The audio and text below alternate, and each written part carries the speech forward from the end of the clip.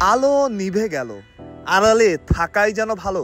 Cricket অপারেশনসের chairman Nazmul Abedin Fahim আর প্রধান নির্বাচক গাজী আশরাফ হোসেন লিপু দুজনেই ছিলেন এই গাড়িতে।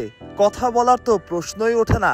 দলের এই হারে তাদের মুখ ভার, তাদের দিকে তাকানোই দায়। আগের ছবিগুলোই দেখুন, দলের সাথেই বেরিয়েছেন, তবে মুখে একটা ফোঁটা হাসি নাই। চিন্তা, টেনশন, আক্ষেপ সবকিছুই। ব্যর্থতার একটা অংশ তো তারাও, সবাই।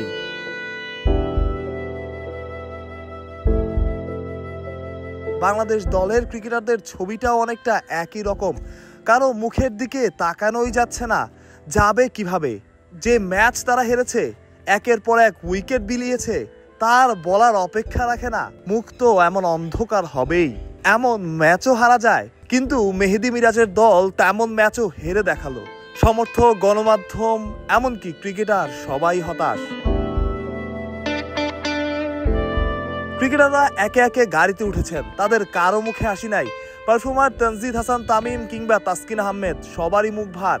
তারাও কষ্টটা অনুভব করতে পারেন হয়তো সবাই না, কিন্তু কেউ কেউ তো আছেন তাসকিন, তামিমদের মতো।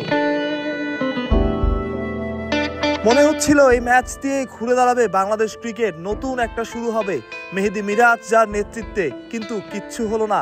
গল্পটা সেই পুরনো, হারের, আক্ষেপের, হতাশার। একটা টিম বাস, অনেক অনেক আক্ষেপের গল্প। এমন টিম বাস যখন বাংলাদেশে থাকে, বহু মানুষ সামনে দাঁড়িয়ে থাকে ক্রিকেটারদের একটাবার দেখার জন্য। গণমাধ্যমের ক্যামেরার অভাব হয় না। তারা কি আবেদনটা বোঝেন এই ভালোবাসাটা?